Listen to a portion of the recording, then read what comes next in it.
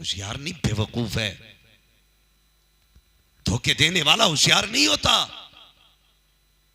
धोखा देने वाला सबसे बड़ा बेवकूफ है। तू एक छोटे से इंसान को धोखा दे सकता है, लेकिन ये जो कंधे पे बैठे हुए कलम चला रहे इनके बारे में क्या गुमान है? इन्हें पता नहीं तूने दूध में पानी मिलाया?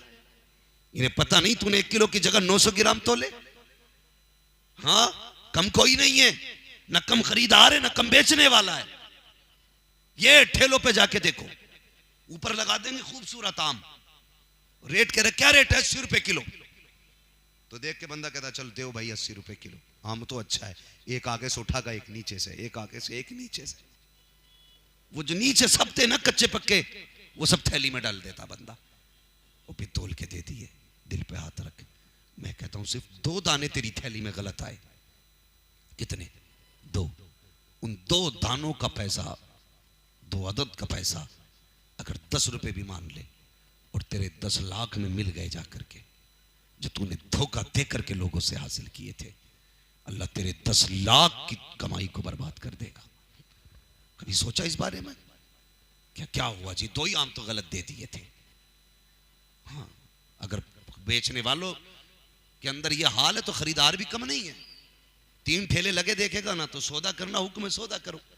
कम से कम 3 जगह रेट पता करने की इजाजत है, लेकिन बेवकूफ बनाने की नहीं। उसके कान में जाके कह रहा क्या रेट दिया है? तो वो कहता 70 रुपए। कहता हूं वो तो 60 को दे रहा, तू 70 को दे रहा है। वो कहता बताना मत, चल 65 दे दिए। उसे छोड़ के तीसरे पे गया, क्या रेट दिया? उसने कहा कि 65। कहा नहीं वो तो 60 को देने तैयार है। कानों कानों में बातें करके उल्लू बना रहे हैं। रेट पता करने की इजाजत, बेवकूफ बनाने की नहीं। दोनों ही बराबर चला के, खरीदने वाला इतनी लंबी छुरी लाया तो बेचने वाला इतना लंबा छुरा लिए बैठा है। जिसका मौका लग गया उसने ही चला दी। ये इस्लाम है? और जब तक तुम दूसरे के बारे में नहीं सोच सकते भला, तो तुम्हारे बारे में भला कैसे हो सकता है? कैसे भला होता? कहता बरकत ही नहीं हो रही दुकान में। बरकत होगी कहां से? भाई के आगे इसलिए दुकान खोली ताकि इसकी बंद हो जाए, मेरी चलती रहे। वो ग्राहकों को चुपके चुपके बुलाता, आजा आजा इधर आजा, मैं तुझे सस्ता लगा दूंगा। शर्म आनी चाहिए। हम उसी नबी का कलमा पढ़ते हैं जिसका सामने वाला कलमा पढ़ता है। हम भी उसी नबी के चाहने वाले हैं जिसका सामने वाला चाहने वाला है। एक दूसरे का दर्द हमारे बीच क्यों नहीं है? एक दूसरे के लिए हमदर्दी हमारे बीच क्यों नहीं है? आज हमारे बीच से हमदर्दी का जनाजा निकल चुका है, एक दूसरे के दर्द का जनाजा निकल चुका है। पूरी कौम एक दूसरे के लिए तमाशाई बनी है। जब इसकी इज्जत लुटती है तो मैं मजे लेता हूं, जब मेरी इज्जत लुटती है तो तुम मजे लेते हो। इन्हीं मजों में उम्मत की इज्जत लुटती जा रही है। कोई हमदर्द नहीं है। अगर बका चाहते हो तो एक दूसरे के लिए दीवार बन के खड़े हो जाओ। अगर आफत इसके घर आई है, आगे खड़ा हो जा कि आफत पहले मेरे पास आएगी, बाद में इसके घर तक जाए। सुभान अल्लाह। नारे तकबीर, नारे रिसालत, मसलके आला हजरत उलमाए अहले सुन्नत मुफ्ती हम्माद साहिब किबला। नारे तकबीर, नारे रिसालत। सुभान अल्लाह, सुभान कब अल्लाह। तक तमाशाई बने रहोगे?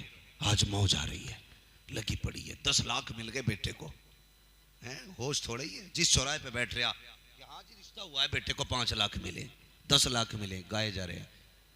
मरने वालों से कभी पूछो, कभी कब्रिस्तान जाके देखो, किसी की कब्र में चांदी के तख्ते लगे, सोने की चादर,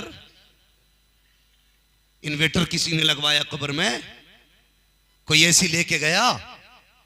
सब खाली हाथ जाने, जैसे आए थे वैसे ही जाओगे। न लेके आए थे न लेके जाओगे। इसलिए इस दौलत के पीछे कुत्ता बन के ना भागे आदमी।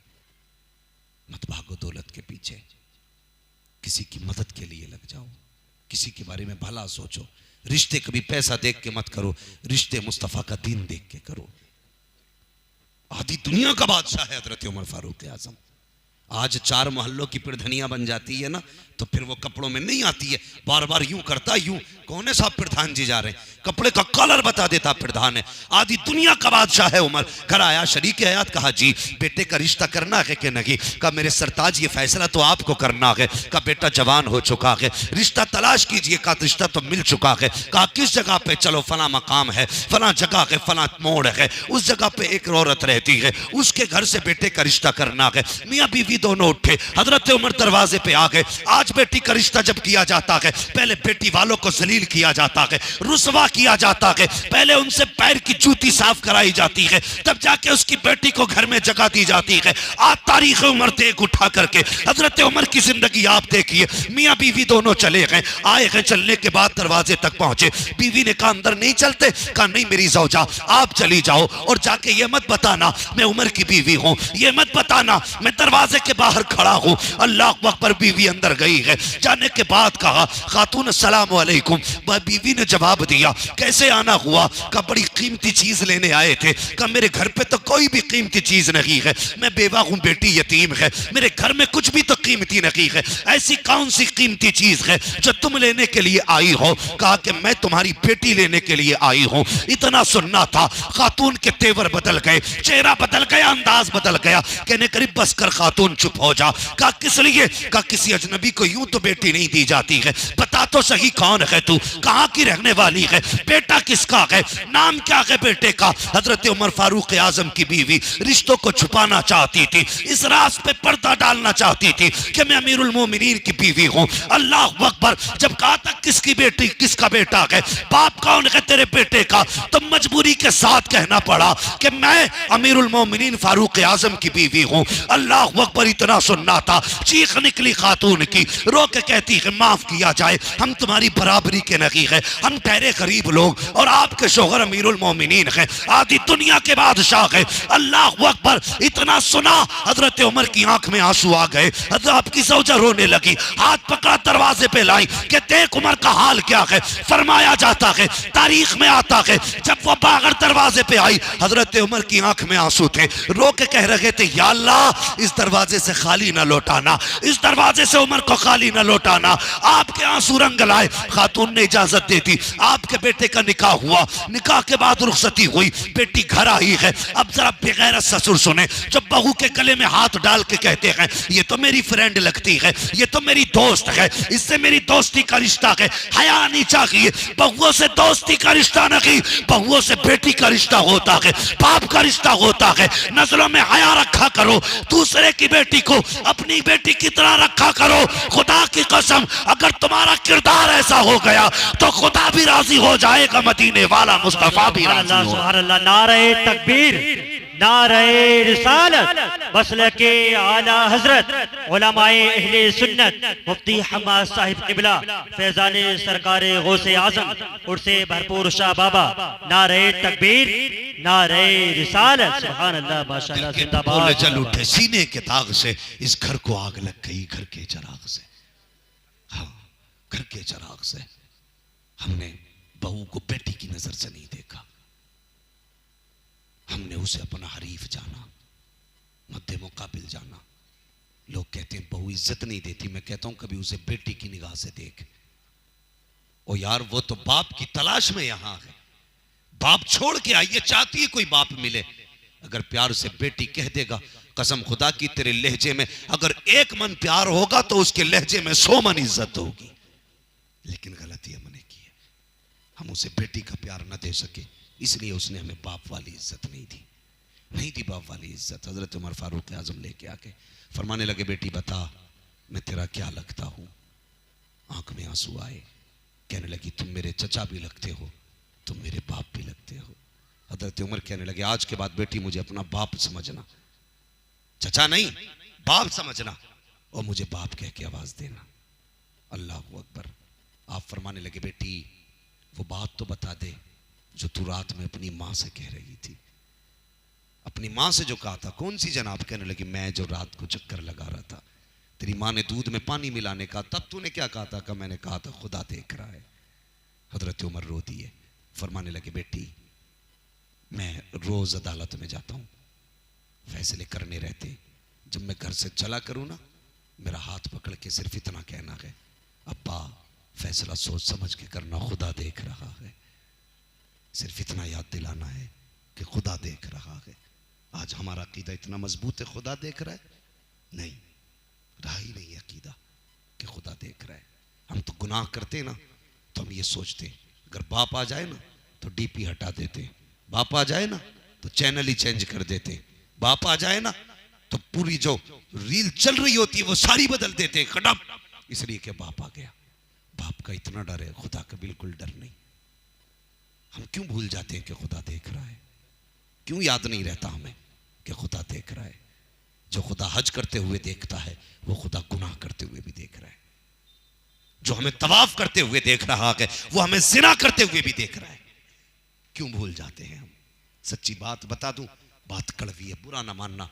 सच ये है कि हमने खुदा से जो रिश्ते हमारे थे वो कमजोर कर लिए। अब हमारे रिश्ते रब से मजबूत ही नहीं रह गए, नहीं रह गए मजबूत रिश्ते। आज बंदा कोई कह देना क्या हाल है तो कहता बस पीर का करम है। सीधा जवाब ये होता है पीर का करम है। और तबाह कर रखा है बाज बाज पीरों ने पूरे समाज को। सबकी बात नहीं करता, अल्लाह माशाल्लाह।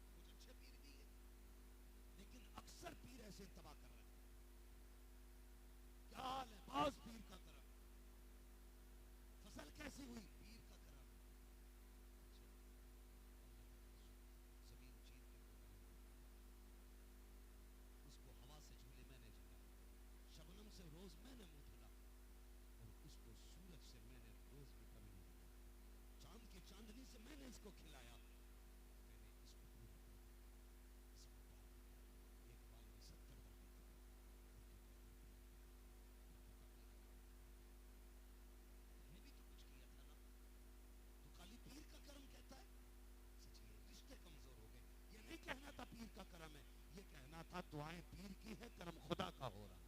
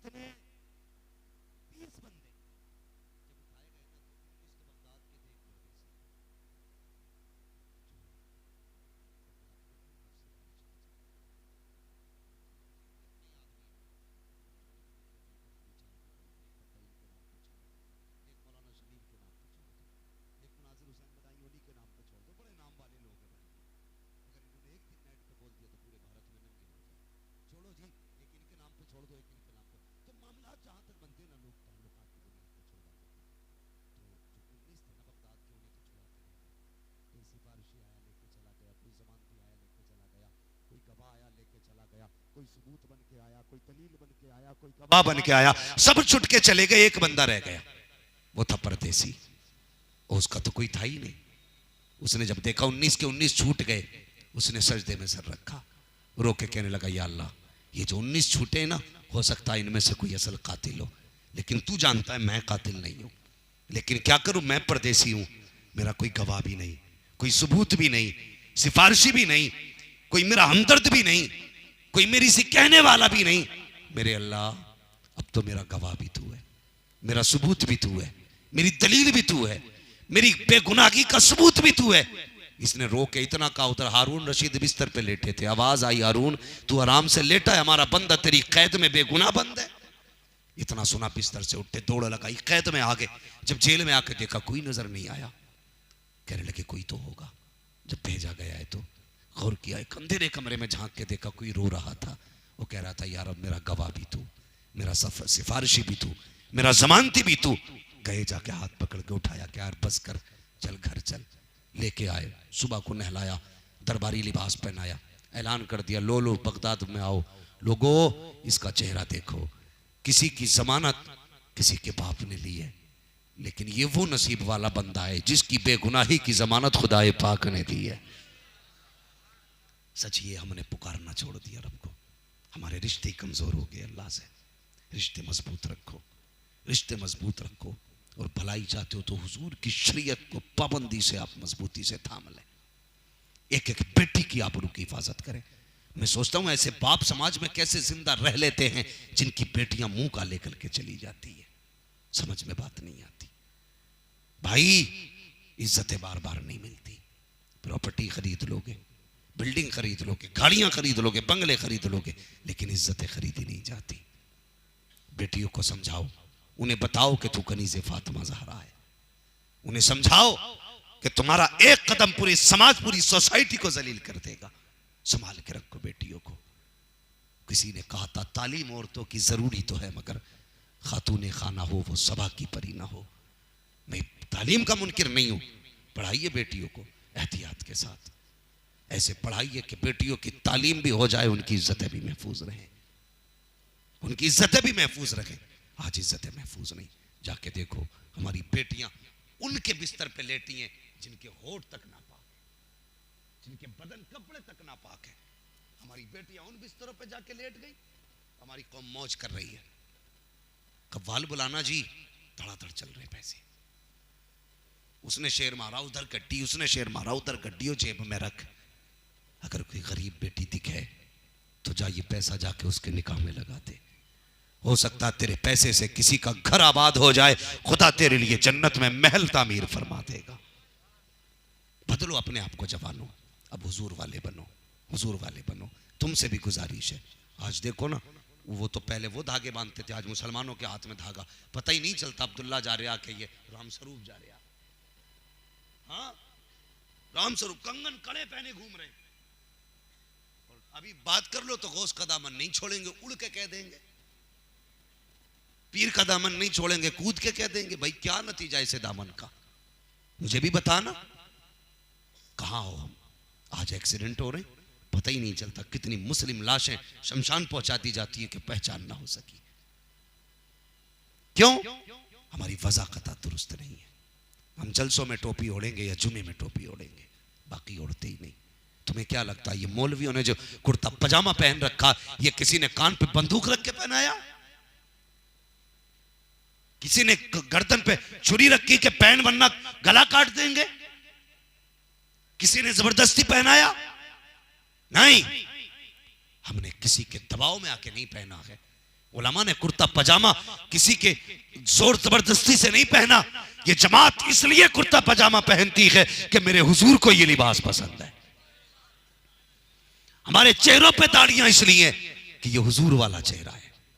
हमने बालों की कटिंग बनाई ताकि लड़की पसंद करे, हमने शेविंग कराई ताकि लड़कियां पसंद करें। कभी चेहरा ये सोच के बना लेता वो चेहरा कौन सा है जिसको मदीने वाले हुजूर पसंद करने लग जाएं।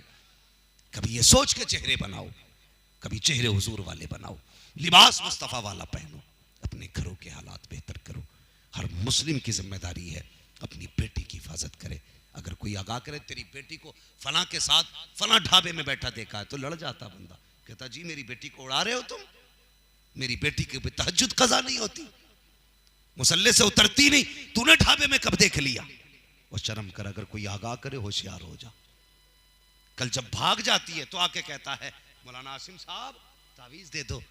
क्यों? शाम गई है, सुबह तक आ जाए। तुझे क्या लगता तेरी 22 साल की गलती पे ये 1-2 मिनट का तावीज पर्दा डाल देगा? ये गलती तू 22 साल से कर रहा था। तुम कहोगे कैसे की और कब की, मैं बात बता के बात खत्म कर लूं। जब तुम्हारी बेटी 2 साल की हुई, तुम मार्केट गए, तुमने उसकी बद्दियों वाली ड्रेस खरीदी, तुमने सोचा बच्ची छोटी है, कौन देख रहा है, ये तो अभी ना समझ बच्ची है। जब बच्ची को तुमने बचपन से वो लिबास पहनाया जिसमें आधा जिस्म खुल रहा था, आधा छुपा था, बच्ची ने उसी लिबास में शऊर पाया। फिर बच्ची और बड़ी हो गई, वो तो बचपन से वो जहन में लिबास था उसके कि आधा कपड़ा पहनना है जिससे आधा बदन खुला रखे, आधा छुपा रखे। इसी सोच में बच्ची ने जवानी की दहलीज पे कदम रखा। फिर जब बाप शोरूम में लेके गया, बेटी बता कौन सा चाहिए, उसने उसी पे हाथ रखा जो 2 साल की उम्र में बाप ने पहनाया था। अब बाप में ताकत न थी, उसका हाथ रोक लेता, बाप में जरूरत न थी, उसका हाथ रोक लेता। फिर कहा जाए जनाब तुमने ये लिबास क्यों पहनाया, कहा क्या करते, बेटी नहीं मानी। ये मानती कहां से, तूने 2 साल की उम्र में जब बच्ची को नंगा कर दिया था, ये 16 साल में तुझे नंगा होके दिखाएगी, 18 साल में कपड़े उतार के दिखाएगी। ये इस्लाम नहीं है। इस्लाम तो ये है जब बेटी तेरी 2 साल की थी तब तू पर्दे वाला लिबास पहना था, सर से लेके पैर तक बेटी को छुपा के रखता। अगर 18 साल की हो जाती, इससे पूछता तू बेटी क्या पहनेगी, तो ये नचनियों के लिबास पे हाथ न रखती। अगर ये हाथ रखती तो फातिमा ज़हरा के लिबास पे हाथ रखती।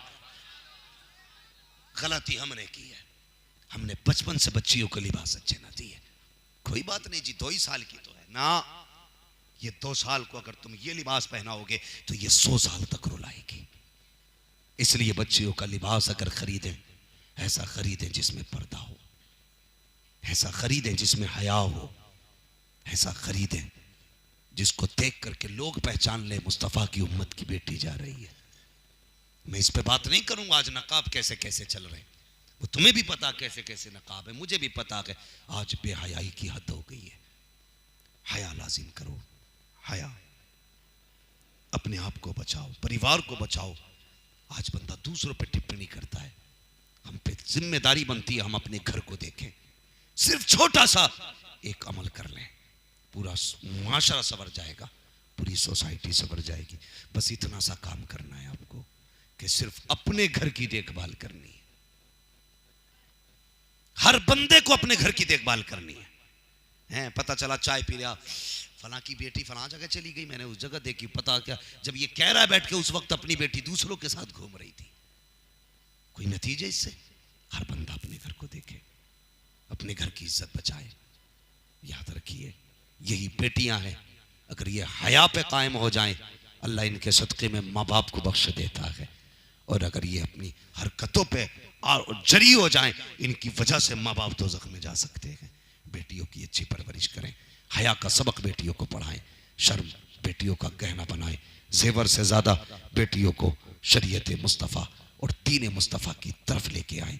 आज हमने बच्चियों को समझाया जेवर सबसे आला है, जेवर सबसे आला नहीं, हया सबसे आला है। और सही पूछो तो सोना चांदी जेवर नहीं, औरत का जेवर ही हया है। एक दिन दावत हो गई हजरत खदीजतुल कुबरा की, मोहल्ले में गई। हजरत फातिमा ज़हरा का बचपन था। कहने लगी अम्मी दावत में नहीं जाएंगे? कहने लगे नहीं बेटी हम दावत में नहीं जाएंगे। कहा क्यों? कहा बेटी वहां पे बड़े बड़े अमीरों की बेटियां आएंगी, बीवी आएंगी। बेटी तुझे पता है मैं मलका अरब रह चुकी हूं, मैं वो हूं जिसकी दौलत और शोहरत के चर्चे मक्के में। अगर आज इस फटे लिबास में जाऊंगी तो लोग मेरा नहीं हुजूर का मजाक उड़ाएंगे।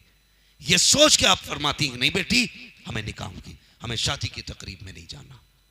का फिर हजरत सैयदा फातिमा ज़हरा का आप जुमला और जवाब सुने, कितनी प्यारी तरबियत मेरे नबी ने अपनी बेटी की। कहने लगी अम्मी क्या हुआ अगर सोने का जेवर हमारे पास नहीं? हमारे बाबा तो कहते हैं कि बेटियों का सबसे बड़ा जेवर हया हुआ करती है। हमारे पास हया का जेवर तो है, कुछ भी नहीं, हया का जेवर तो है। अल्लाह अकबर, ये सबक हमने पढ़ाए बेटियों को। हमारी बेटियों ने होश नहीं संभाले, हमने बालियां लाके दे दी। जवानी की दहलीज पे नहीं पहुंची, हमने कंगन पहना दिए। 18 साल की नहीं हुई, हमने गले के हार ला दिए। बेटियों को बताया तुझ पे एहसान कर रखे हैं, इतना जेवर तुझे लाके दे रखे हैं। तो बेटी को पता चल गया असल जेवर यही सोना है, असल जेवर ये चांदी है। फिर उसने इज्जत की इतनी परवाह नहीं की जितनी परवाह सोने चांदी की। अगर किसी कुत्ते ने सोना दिखाया तो बेटियां इज्जत बेच के चली गई। किसी ने बंगले का लालच दिया तो बेटियों ने इज्जतें बेच दी। किसी ने गाड़ी का लालच दिया तो बेटियों ने इज्जतें बेच दी। हयाकार, हयाकार, ये सबसे बड़ा जेवर नहीं है। सबसे बड़ा जेवर तेरी इज्जत है। कामयाब वो औरत नहीं जिसके पास किलो भर सोना है। कामयाब औरत है जिसका अमल भी सलामत है, जिसका अकीदा भी सलामत। सुभान अल्लाह। नारे तकबीर, नारे रिसालत, मसलके आला हजरत उलमाए अहले सुन्नत मुफ्ती हम्माद साहिब किबला। नारे तकबीर, नारे रिसालत। सुभान अल्लाह, माशाअल्लाह। आज उर्सों से ज्यादा, जुलूस से ज्यादा, नारों से ज्यादा, जलसों से ज्यादा जरूरत है तो बेटियों को थामने की जरूरत है। बुरा ना मानिए, जिसके सर्दे मारे जाते हो उसके पेट में भी दर्द होगा। मुझे परवाह नहीं, मेरा अपना कहना भले जल से कम करो लेकिन गौर बेटियों पे ज्यादा करो। इससे कोई नतीजा नहीं। रोज जलसे करो और हर दिन एक बेटी अखबार में छप के आए कि इसने जाकर के हिंदू रीति रिवाज के मुताबिक निकाह किया है। क्या फायदा? बदलो अपने आप को। हाँ बदलो।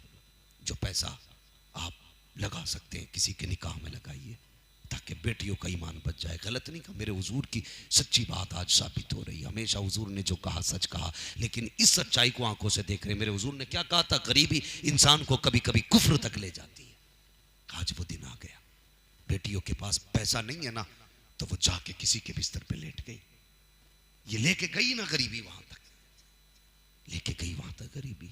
और भाई हमारी कौम, सच कहता हूं, दर्द तकलीफ की बात है। ये तकरीर करने नहीं आता हूं मैं कभी भी, बस मैं अपने दिल की कुछ दर्द भरी बातें आपके सामने रखने आया हूं, ज्यादा नहीं। सोशल मीडिया पे हमारी कौम की बेटियां भीख मांग रही हैं, सिग्नलों पे हमारी कौम की बेटियां भीख मांग रही हैं। जाके देखो, देखो ना, नकाब में मिलेंगी। 2 मिनट के लिए गाड़ी रुक जाए, 3-4 लड़कियां नकाब में आ जाती हैं, शीशे खटखटाती हैं। क्यों? सोशल मीडिया पे बेटियां भीख मांग। तुमने किसी और कौम की बेटियों को सिग्नल पे भीख मांगते देखा? देखा है किसी ने? कोई नहीं बता सकता। सिर्फ हमारी बेटियां भीख मांग रही हैं। वो अमीरों, दौलत वालों और जायदाद वालों, कसम खुदा की अगर तुमने ज़कातें निकाली होती ना, आज कौम की बेटियों का यह हाल नहीं होता। तुम अपना तो खा गए, खुदा का भी खा गए, और उसके बाद कहता अल्हम्दुलिल्लाह 7 हज किए, 13 उम्रे किए। अल्लाह के 2.5 रुपए देते हुए तेरे पेट में दर्द हो रहा था। बड़ी बड़ी हाक रहा है, मेरे बाप ने 17 उम्रे किए, 17 उम्रे किए। बता पैसा कहां से आया था? ज़कात दी थी का? ज़कात जानता ही नहीं। शर्म करो।